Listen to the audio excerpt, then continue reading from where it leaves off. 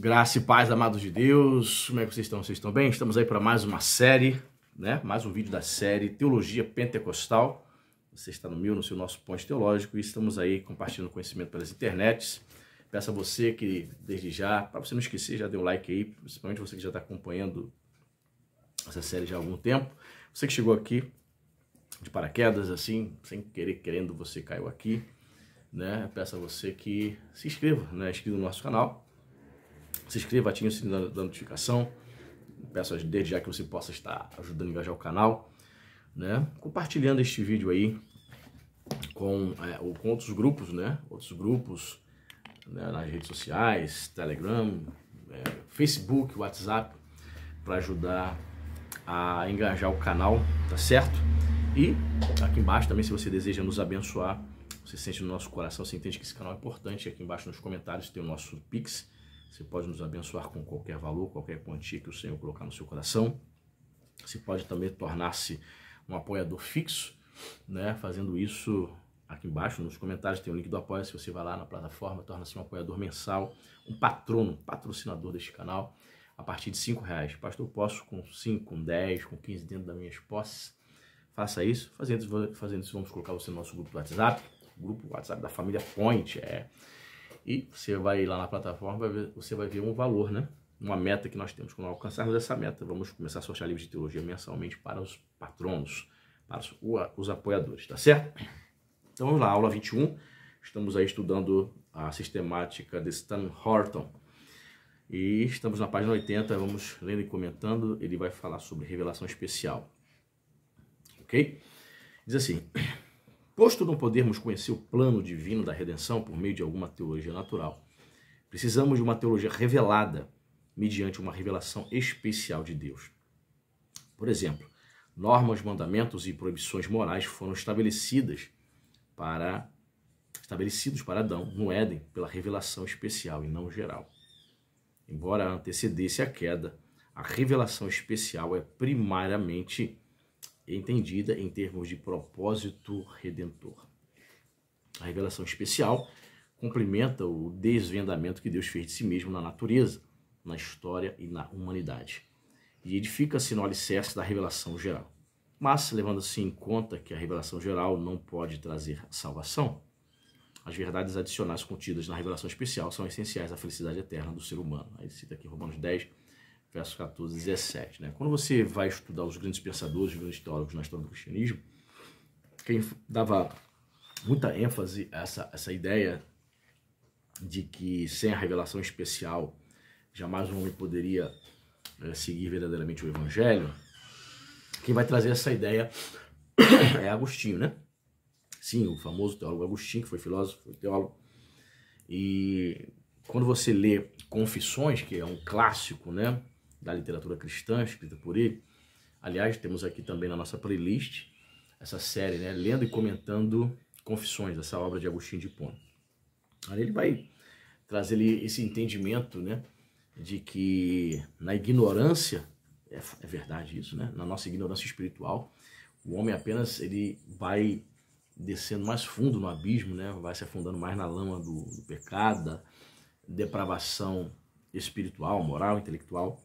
E ele diz que só pôde se aproximar de Deus após ter recebido uma revelação, né, especial. Sim, arminianos monergistas, arminianos e calvinistas, monergistas e energistas, creem nessa revelação especial e que sem ela o homem não pode ser salvo. Mas é claro que, como um bom monergista que era Agostinho de Hipona, ele vai levar bastante ao extremo esse conceito da revelação especial, né?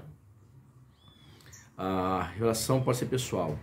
Através do Cristo revelado nas Escrituras inspiradas, o homem chega a conhecer a Deus pessoalmente num relacionamento de redenção.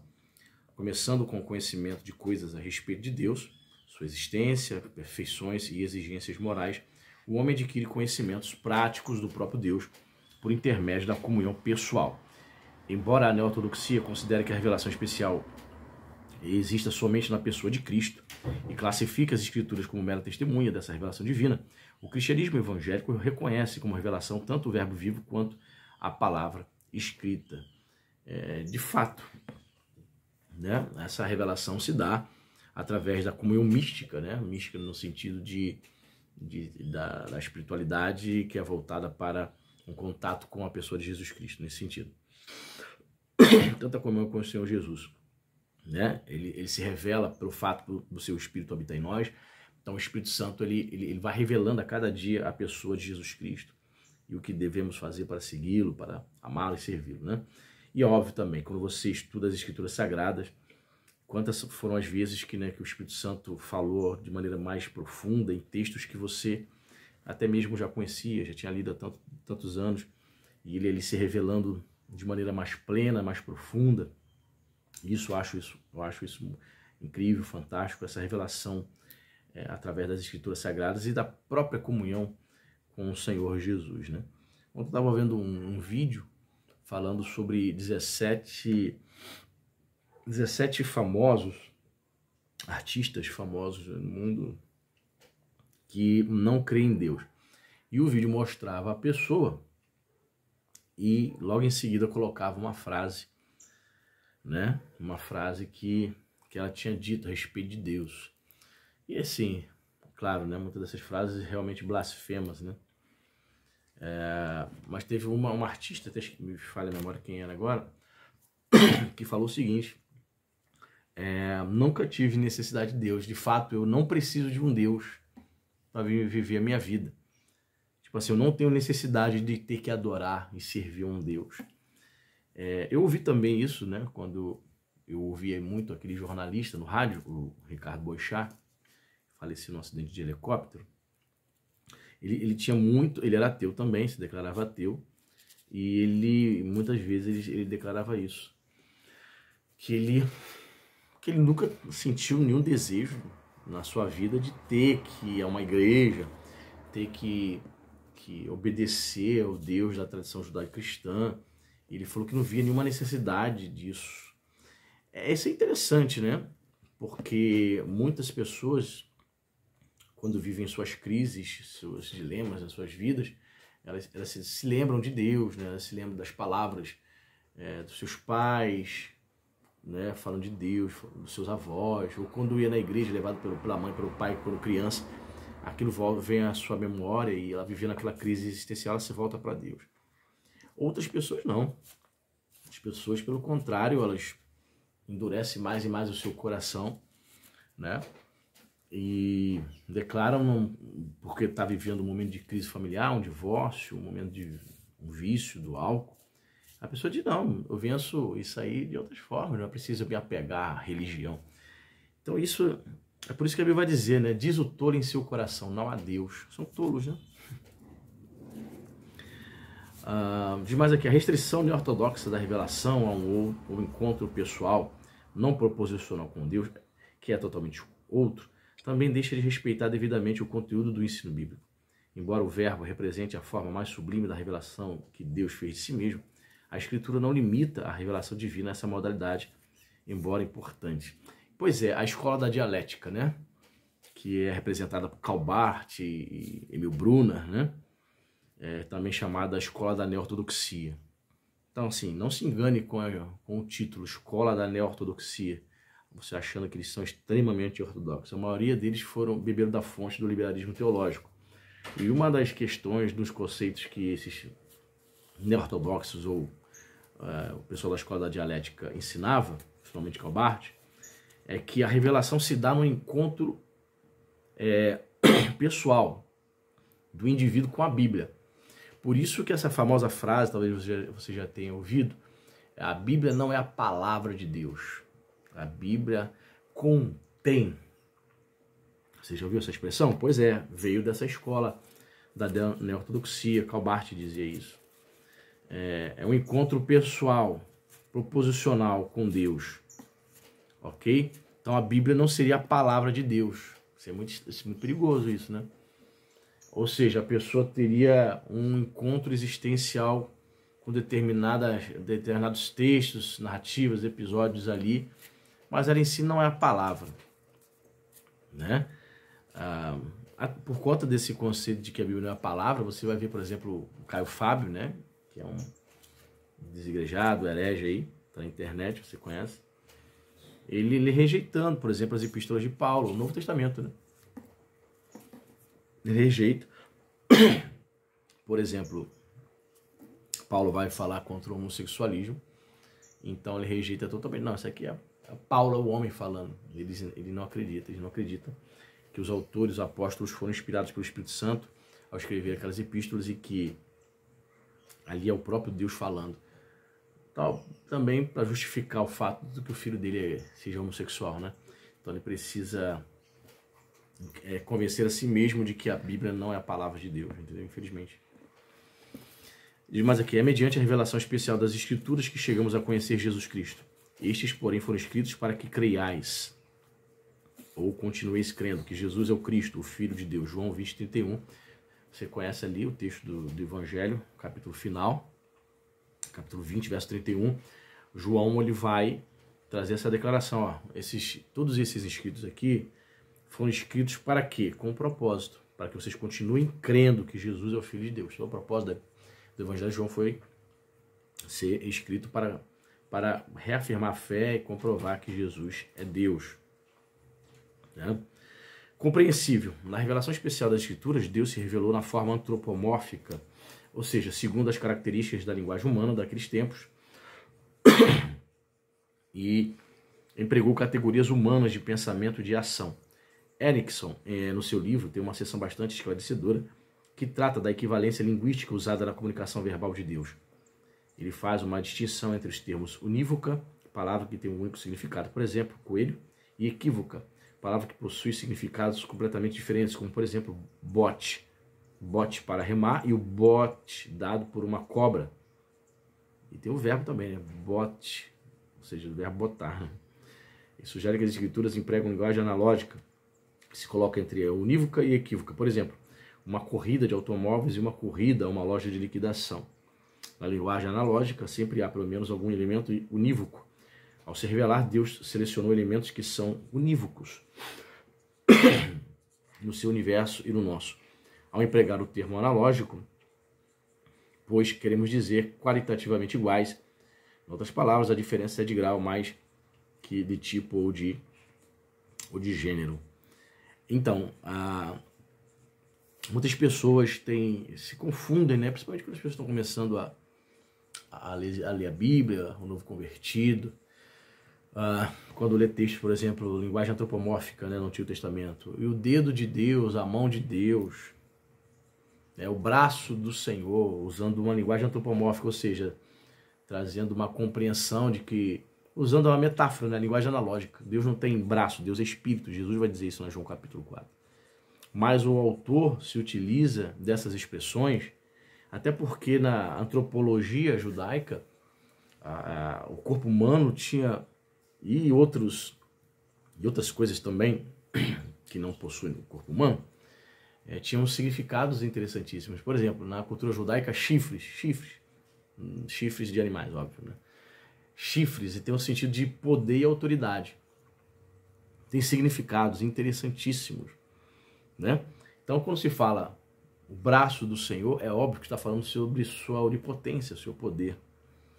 Os olhos de Deus passam por toda a terra. Tá claro, né?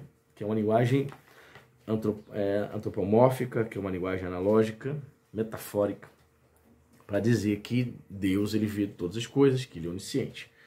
Mas, assim, talvez para vocês seja algo simples, mas para quem está começando, muitas pessoas se confundem, muitas pessoas cometem gafes, né? Se equivocam. Quando a Bíblia emprega palavras como amar, dar, obedecer, confiar, significam elas para nós a mesma coisa que, basicamente, significam para Deus, embora seja o seu amor muito maior que o nosso. Por isso, Deus pode comunicar as Escrituras através de proposições verbalmente racionais. O que possibilita o conhecimento analógico é o fato de o próprio Deus haver selecionado os componentes usados por ele em sua comunicação com o ser humano. Deus, que sabe de maneira absoluta todas as coisas, também sabe quais elementos do conhecimento e da experiência humana assemelham-se suficientemente à sua verdade para serem usados na construção de uma analogia significante. Pois é, né? Às vezes, isso é interessante que ele colocou aqui. Porque às vezes, não sei se você já parou a pensar sobre isso, né? Por que Deus Já parei para pensar sobre isso. Por que Deus permitiu, por exemplo, que o livro do Apocalipse foi escrito? Um dos livros mais controversos, com tantas interpretações, com várias correntes, e até mesmo teólogos eruditos que compactuam, em geral, da mesma corrente, não concordam nos detalhes, divergem nos detalhes. Aí eu fico a pensar, Senhor, por que o Senhor permitiu que esse livro, por exemplo, Apocalipse, fosse escrito dessa maneira, com muito simbolismo, muitas metáforas, um livro profético, né? Muitos crentes não se aventuram a estudá-lo, nem lê-lo, com medo de não entender.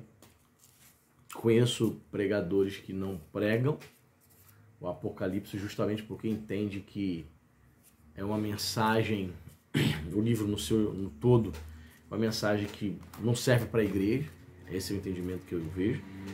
Só pregam só os 3 primeiros capítulos, as epístolas, as cartas para as 7 igrejas. Por que só prega só isso? Porque entende do capítulo 4 ao 22 existem N interpretações e às vezes o pastor tem receio de que a igreja, né, fique confusa. A verdade é essa, irmão. Não digo 90%, mas digo que 80% do povo também não está interessado muito não, se aprofundar nas profecias, escatologia, né? Aí às vezes o pregador, pastor da igreja percebe isso.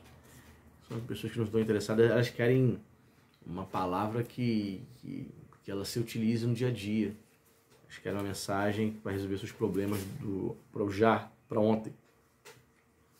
Entendeu? É a mulher que tem o filho na droga, a mãe que tem o seu filho nas drogas, é a mulher que está com um casamento abalado, casamento ruim, quase se divorciando. Ela não quer saber da besta, não quer saber disso, ela quer resolver o problema dela, que ela está vivendo ali, né? E muitos pastores não conseguem ver mensagens ali que sejam edificantes e que tragam solução para o problema diário, os problemas domésticos dos crentes nos dias de hoje, diferente dos problemas que os crentes da igreja primitiva sofriam, no caso, né, para a qual foi escrito o livro do Apocalipse, que era a perseguição do Império Romano.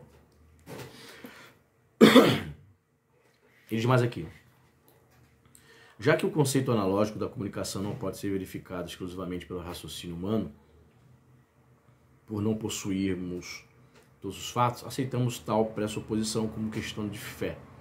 Ela, no entanto, pode ser defendida racionalmente à luz da própria declaração das Escrituras.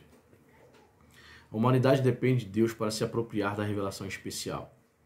Pelo fato de conhecermos apenas a esfera humana do conhecimento da experiência, e isso em ínfimo grau, não conseguimos desenvolver nenhuma revelação especial válida. Somente Deus tem conhecimento de si mesmo e somente Ele pode dar-se a conhecer. Já que Deus optou por se revelar de modo analógico, podemos aprendê-lo. Mas, como o finito não pode entender totalmente o infinito, jamais lograremos conhecer a Deus exaustivamente. Sim, e é por isso que eu creio que a Bíblia possui muitas metáforas. Porque muitas metáforas contidas na Bíblia vão tratar de maneira subjetiva aquilo que é uma realidade espiritual, que o autor não poderia explicar com palavras objetivas, né? Então, ele precisa tratar de metáfora. Vou te dar um exemplo aqui agora. João 14. Jesus vai dizer: na casa de meu pai há muitas moradas. Tá. Essa é a tradução em português. Quando você vai lá para o grego, a ideia é que na habitação de Deus existem compartimentos, aposentos. Alguns estudiosos entendem que a palavra utilizada lá também se referia a como se fosse a pequenos quartos. Olha só, na casa do meu pai há pequenos aposentos, ou quartos, apartamentos, digamos assim, usando uma linguagem moderna. Tá. Aí você vai para alguns hinos do cancioneiro gospel, você vai ver canções dizendo que nós vamos morar em mansões celestiais. Mas quando Jesus diz, na casa do meu pai há muitas moradas, ele não diz, na casa do meu pai há muitas mansões de 32 quartos, piscina, um condomínio fechado para você morar. Não é essa a ideia. Entendeu? Então, é uma linguagem metafórica, analógica, apenas para dizer que os cristãos, os fiéis, possuem um lugar reservado para habitar.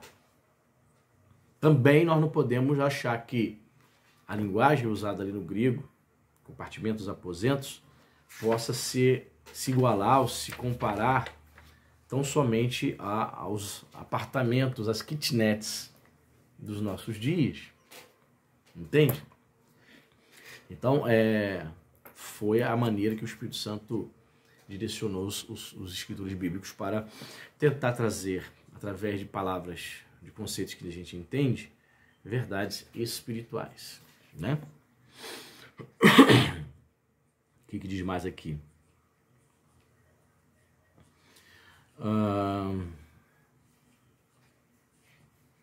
Ok. A humanidade depende de Deus para se apropriar da revelação especial.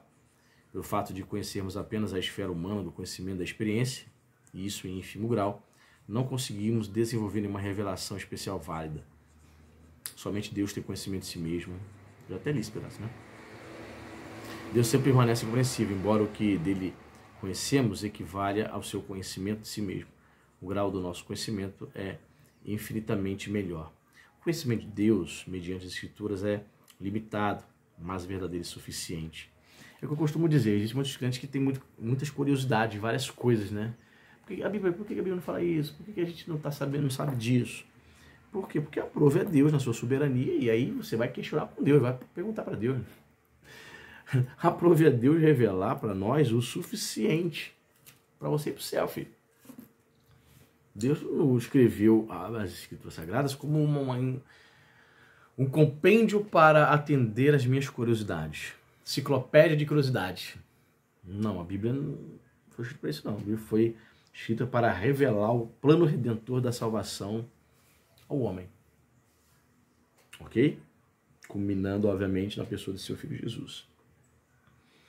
Então, eu vou ficar por aqui, porque no próximo encontro nós vamos falar sobre a revelação, vou marcar aqui, revelação progressiva. É um tema interessantíssimo. Ok? Deus abençoe e até a próxima.